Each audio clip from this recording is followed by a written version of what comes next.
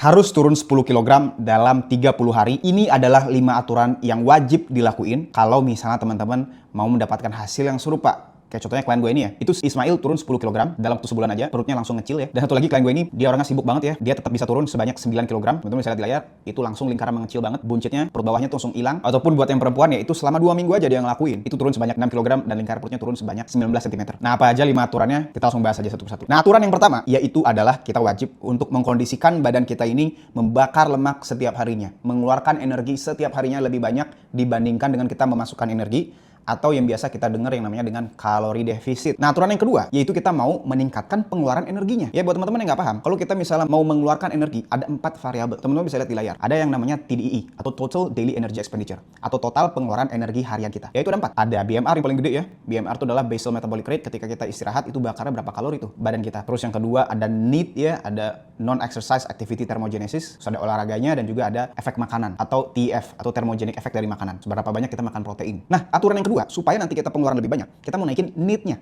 atau aktivitas hariannya, yaitu dengan jalan kaki minimalnya 10.000 langkah. Nah, aturan yang ketiga, ini kaitannya kita mau naikin BMR kita, yaitu dengan latihan beban, Pak. Jadi kalau misalnya kita latihan beban 3-5 kali seminggu yang rutin, badan kita nggak cuman kurus, badan kita bakalan jadi proporsional. Keren. Nah, aturan keempat, ini penting banget ya, karena ini menurut gue pribadi jauh lebih penting dibandingin sama pola makan sama latihan, yaitu adalah tidur kita. Jadi kalau misalnya tidur kita cukup, testosteron kita, hormon pembakar lemak kita bakalan tinggi tuh setiap harinya. Gue udah sempet bahas gimana cara ningkatin testosteron di video yang ini ya, karena ada banyak banget klien-klien gue yang umurnya 50-an, 60-an gitu, testosteronnya tinggi, badannya semua keren-keren ya, kadar lemaknya rendah, karena testosteronnya tinggi, karena tidurnya gue paksa cukup.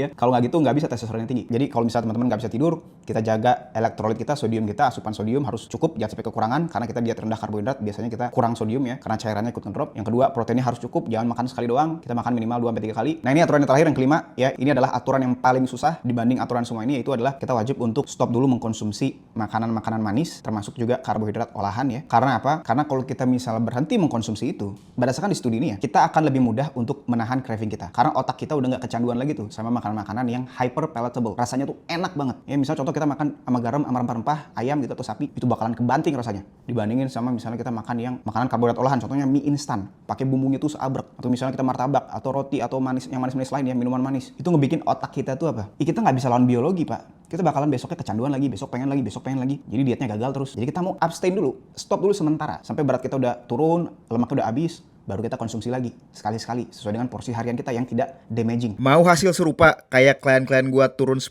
kilo dalam sebulan? Langsung daftar coaching di link di bio profil akun gua.